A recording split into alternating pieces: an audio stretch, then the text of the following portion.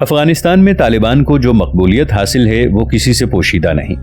افغان اکثریت امریکی فوج کے جلد از جلد انخلا کی حامی تھی۔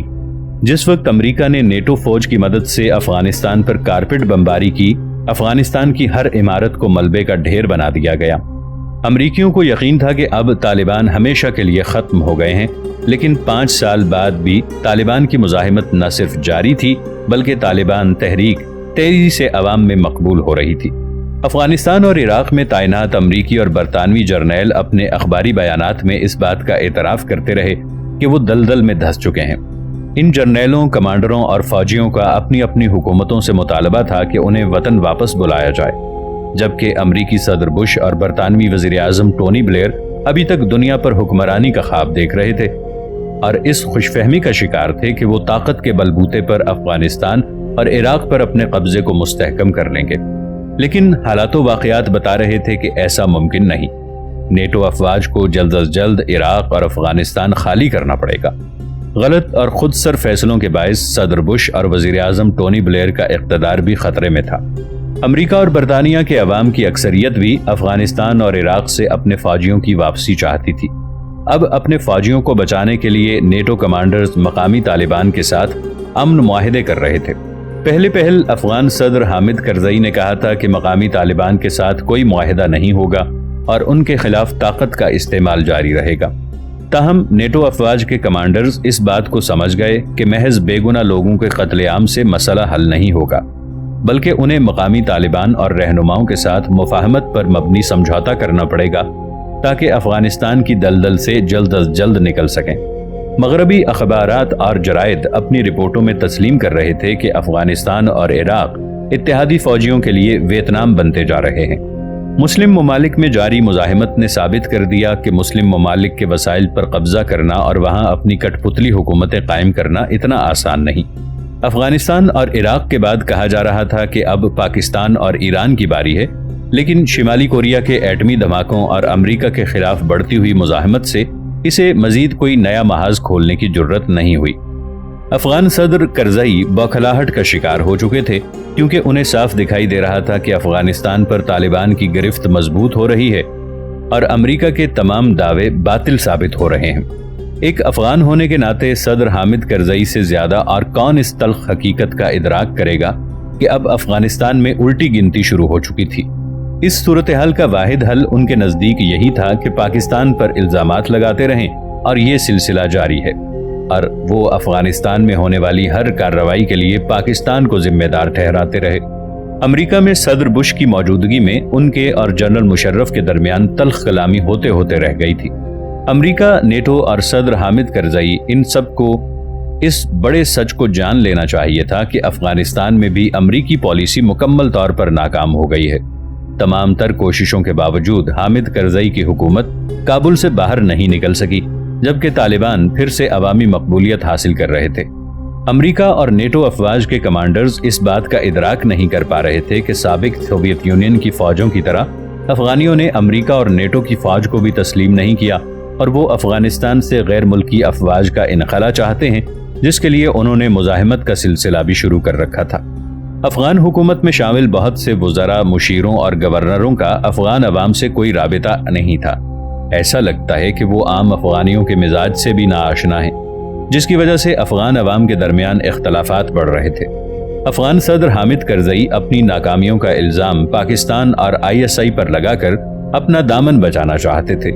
وہ یہ ثابت کرنا چاہتے تھے کہ وہ بہت کامیاب اور باصلاحیت حکمران ہیں، لیکن پاکستان ان کو نہیں چلنے دے رہا، جبکہ حقیقت اس کے برعکس ہے۔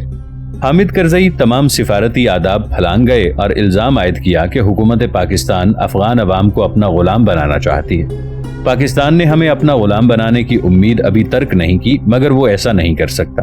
میں وہ واحد شخص ہوں جس نے مزاحمت پر مشتمل افغانیوں کو پاکستانی صدر پرویز مشرف کا پیچھا کرنے سے روک رکھا ہے۔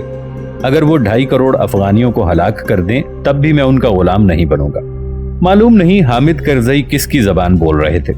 پاکستانی عوام اور حکومت تو افغانستان کو اپنا برادر اسلامی ملک سمجھتے ہیں۔ افغانیوں اور پاکستانیوں کے درمیان پرانے رشتے ہیں۔ پاک افغان بارڈر کے قریب رہنے والے قبائلی برسوں سے اکٹھے رہ رہے ہیں۔ ان کا کلچر اور زبان بھی ایک ہے۔ اسلامی بھائی چارے کے باعث پاکستانیوں نے افغان جنگ کے دوران 30 لاکھ سے 40 لاکھ تک افغان مہاجرین کی مہمان نوازی کی۔ افغان مہاجرین اور افغان مجاہدین کو سپورٹ کرنے کے باعث روس پاکستان کا دشمن بن گیا، لیکن پاکستان نے آزمائش اور مشکل میں افغانیوں کی مدد جاری رکھی۔ اس وقت حامد کرزئی بھی سوویت یونین کے خلاف جہاد میں شریک تھے، لیکن امریکہ کی جانب سے منصب صدارت ملتے ہی ان کی سوچ اور آنکھیں بدل گئیں۔ اسی طرح بھارت کے افغانستان میں آتے ہی طالبان کی آنکھیں بھی بدل گئیں۔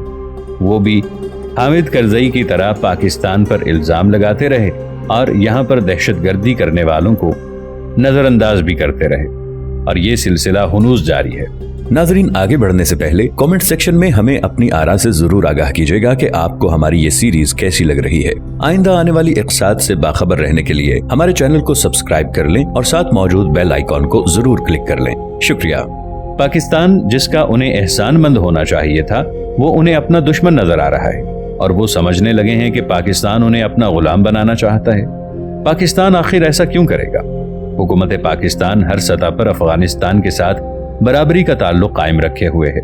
حامد کرزئی یہ بات بھی اچھی طرح جانتے تھے کہ اگر صدر مشرف انہیں سپورٹ نہ کرتے اور ان کی حمایت کے لیے افغان مہاجرین کے ووٹ نہ بھجواتے تو حامد کرزئی کے لیے صدر بننا ممکن نہیں تھا۔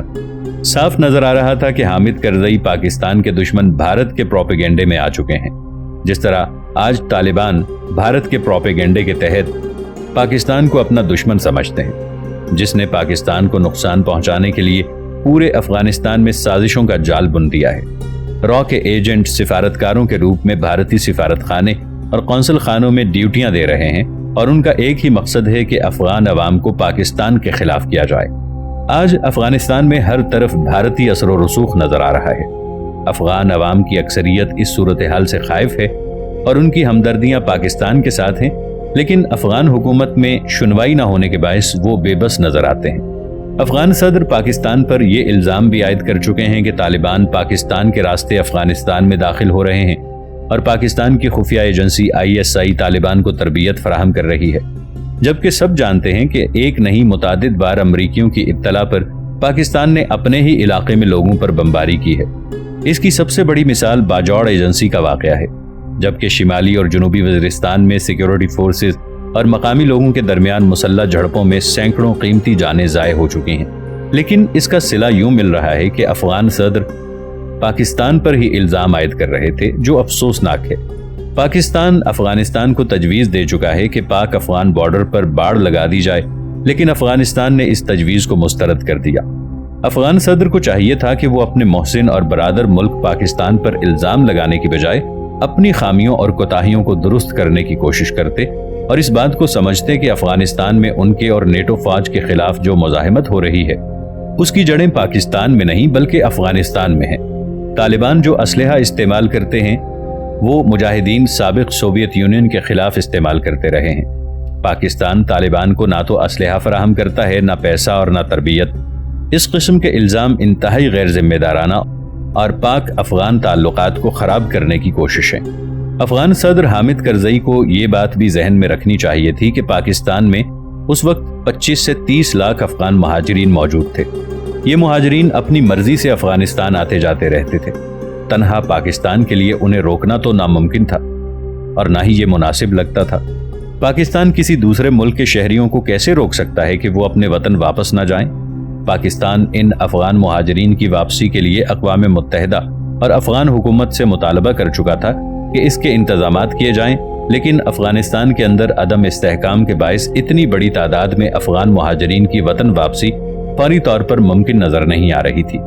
یہ مہاجرین افغان حکومت کی پالیسیوں اور افغانستان میں غیر ملکی فوجوں کی موجودگی سے بھی خوش نہیں تھے۔ افغانستان میں امن کے قیام کے لیے ضروری تھا کہ غیر ملکی افواج افغانستان سے نکل جاتی اور افغان عوام کو اپنی قسمت کا فیصلہ خود کرنے دیا جاتا۔ جب تک تمام افغانیوں کو برابری کی سطح پر حکومت میں نمائندگی نہیں دی جاتی، افغانستان میں امن کا قیام ممکن نہیں ہے۔ عراق کی طرح افغانستان میں بھی امریکی پالیسی مکمل طور پر ناکام ہو چکی تھی۔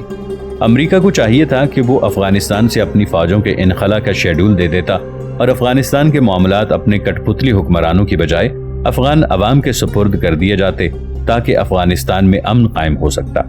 اسے ہماری ملی بدبختی کہا جائے کہ حالات کو نہ سمجھنے کی جہالت کا نام دیا جائے۔ پاکستانی حکمرانوں نے ہمیشہ امریکی مفادات کو تقویت پہنچائی اور اس چکر میں ملکی اقتدار اعلیٰ کو بھی داؤ پر لگائے رکھا۔ سینیٹر خورشید احمد نے صورتحال کا ذمہ دار پاکستان کے سیٹ اپ کو قرار دیتے ہوئے ترجمان القرآن کے اشارات میں لکھا کہ اس جرنیلی آمریت کا پہلا جرم یہ ہے کہ اس نے ملک کی آزادی، حاکمیت اور خود مختاری پر کاری ضرب لگائی اور گزشتہ 5 سال میں ملک امریکہ کی ایک ذیلی ریاست یعنی سیٹلائٹ سٹیٹ بن کر رہ گیا۔ جنرل پرویز مشرف نے خود اپنے ایک انٹرویو میں جو CNN کو 21 ستمبر 2006 کو دیا گیا، اس امر کا اعتراف کیا کہ 11 ستمبر 2001 کے بعد امریکی نائب وزیر خارجہ نے پاکستان کو دھمکی دی تھی، "Be prepared to be bombed. Be prepared to get back to the Stone Age."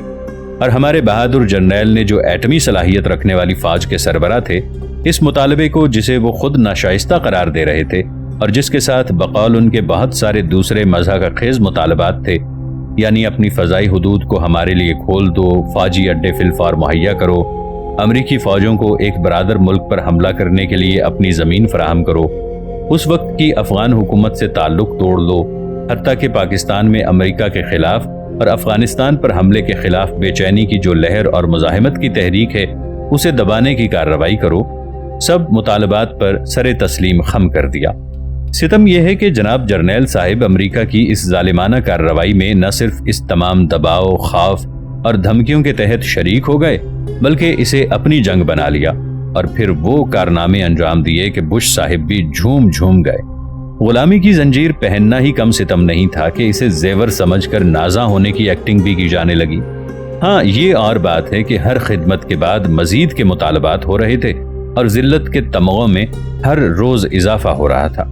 ہم نے اپنی آزادی ہی کو داؤ پر نہیں لگایا، اپنی عزت اور اپنی روایات کو بھی خاک میں ملا دیا، جس کی بدترین مثال ان 600 سے زائد بے گناہ افراد کو امریکہ کی تحویل میں دینا ہے جن میں سے کسی کے خلاف کوئی جرم آج تک ثابت نہیں ہوا، لیکن ان کی جانوں اور عزتوں سے امریکہ کے گھناؤنے کھیل میں شریک ہو کر ہم خدا اور خلق کے سامنے مجرم بنے اور اسلام کی تعلیمات اور مسلمانوں کی روایات کو پامال کیا۔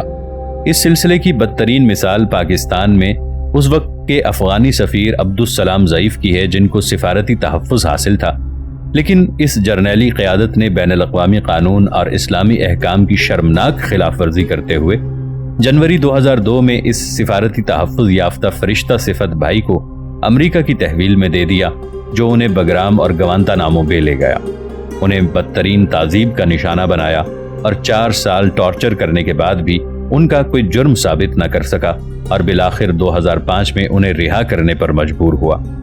عبدالسلام ضعیف نے اپنی روداد اسیری رقم کی ہے، جس کا ایک ایک لفظ اس جرنیلی آمریت کے خلاف فرد جرم ہے، جسے پڑھ کر پوری پاکستانی قوم کا سر شرم سے جھک جاتا ہے، دل اللہ کے غضب کے خطرے سے کانپ اٹھتا ہے اور بے تاب روح سے یہ صدا بلند ہوتی ہے کہ خدایا، ایسے ظلم میں شریک ہونے اور اس کا اعلی کار رہنے والوں کا احتساب کب ہوگا؟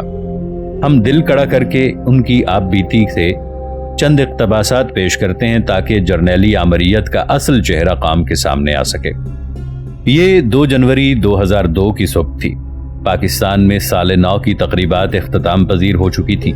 میں اپنے اہل و عیال کے ساتھ معمول کی زندگی گزار رہا تھا اور ہر وقت افغانستان میں رہنے والے اپنے گمشدہ بھائیوں اور شہیدوں کی فکر میں مبتلا رہتا تھا۔ میں ان کی قسمت پر کڑتا تھا مگر اپنی تقدیر سے لا علم تھا۔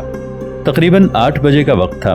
گھر کے محافظوں نے اطلاع دی کہ چند پاکستانی سرکاری اہلکار آپ سے ملنے آئے ہیں۔ مہمانوں کو ایک چھوٹے سے کمرے میں بٹھایا۔ یہ 3 افراد تھے، ان میں ایک پختون اور باقی 2 اردو بولنے والے تھے۔ میں نے افغان روایات کے تحت مہمانوں کا خیر مقدم کیا، چائے بسکٹ سے تواضع کی۔ میں متجسس تھا کہ وہ کیا پیغام لے کر آئے ہیں۔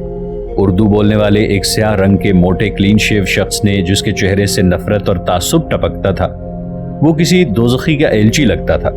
بظاہر بڑے مؤدبانہ انداز میں بات شروع کی اور پہلا جملہ ادا کیا، your excellency, you are no more Excellency.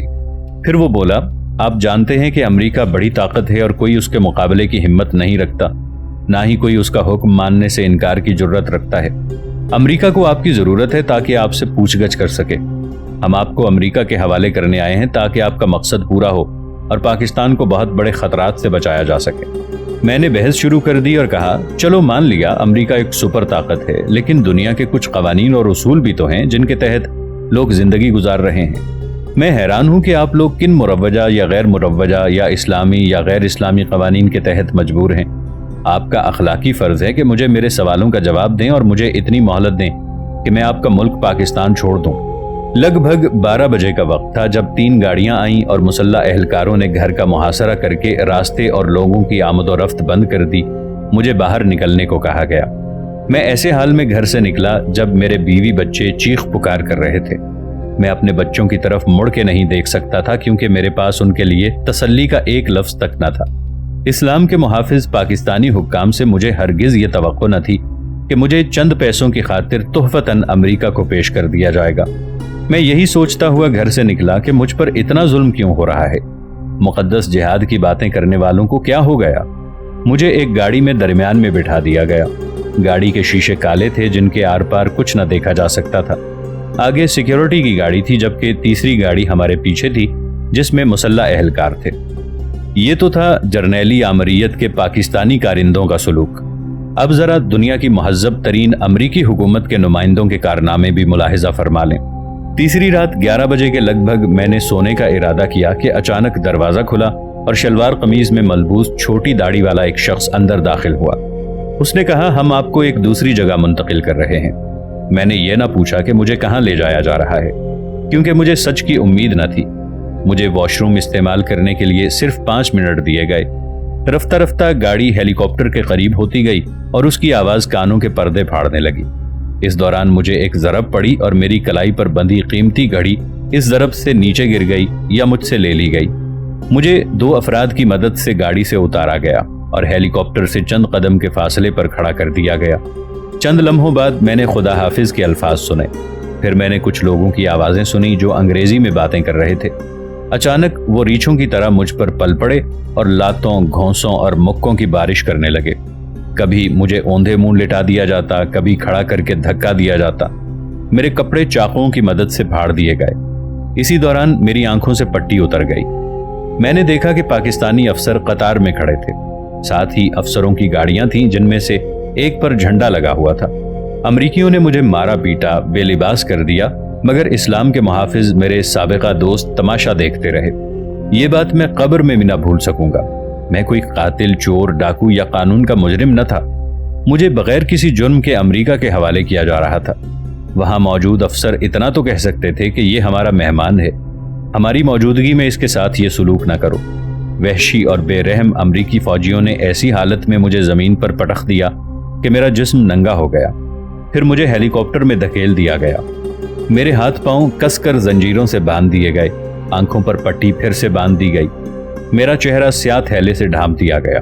میرے جسم کے ارد گرد سر سے پاؤں تک رسی لپیٹ کر ہیلی کاپٹر کے وسط میں زنجیر سے باندھ دیا گیا۔ بشکریہ روزنامہ نوائے وقت 22 ستمبر 2006۔ پوری داستان دل خراش اور آبدیدہ کر دینے والی ہے، لیکن یہ سب وہ خدمات ہیں جو اس جرنیلی آمریت نے امریکہ کی خوشنودی کے لیے انجام دیں اور اس طرح اپنی آزادی اور خود مختاری کو اپنے ہی ہاتھوں تار تار کیا۔ امریکہ پاکستان کے ہر شعبہ زندگی میں مداخلت کر رہا ہے۔ فوجی مشقوں کے نام پر فوج کی قیادت کو دام اسیری میں لایا جاتا رہا۔ تعلیم میں مداخلت، نصاب تعلیم تک میں تعلیمی اصلاحات کے نام پر USAID کی دراندازیاں ہوتی رہیں، اور قرآن کی وہ آیات تراش و خراش سے محفوظ نہیں جو جہاد کے بارے میں ہیں۔ معیشت پر گرفت تو بہت پہلے ہی کم نہ تھی، لیکن اب نجکاری اور بیرونی سرمایہ کاری کے ذریعے مزید مداخلت کی راہیں استوار ہو گئیں۔ دینی مدارس کو لگام دینے کی خدمت بھی امریکی منصوبے کے تحت کی جا رہی تھی، اور اب حدود، قوانین، ناموس رسالت کا قانون اور قادیانیوں کو غیر مسلم اقلیت قرار دیے جانے والی دستوری ترمیم سب نشانے پر تھے۔ جرنیل صاحب چاہتے تھے کہ امریکہ کا دورہ کرنے سے پہلے اپنی وردی کے زوم پر حدود، قوانین میں ترامیم کرا لیں، لیکن اللہ کی شان ہے کہ وردی کے باوجود ترمیم دھری کی دھری رہ گئی۔ ان تمام خدمات اور سپردگیوں کے باوجود، بلکہ ان کے نتیجے میں امریکہ اور بھی شیر ہوتا جا رہا تھا۔ جنرل پرویز مشرف کے دورے کے موقع پر اقوام متحدہ میں خطاب کے بعد صدر بش نے CNN کے نمائندے ولف بٹلرز کے اس سوال کے جواب میں کہ کیا صدر بش خفیہ ایجنسیوں کی قابل اعتماد معلومات پر القاعدہ کے قائدین کو پکڑنے یا ہلاک کرنے کے لیے پاکستان کی سرزمین پر امریکی فوج کے ذریعے بلا واسطہ کارروائی کرنے کا ارادہ رکھتے ہیں؟ صاف الفاظ میں کہا، ایبسولوٹلی، بالکل، یقیناً۔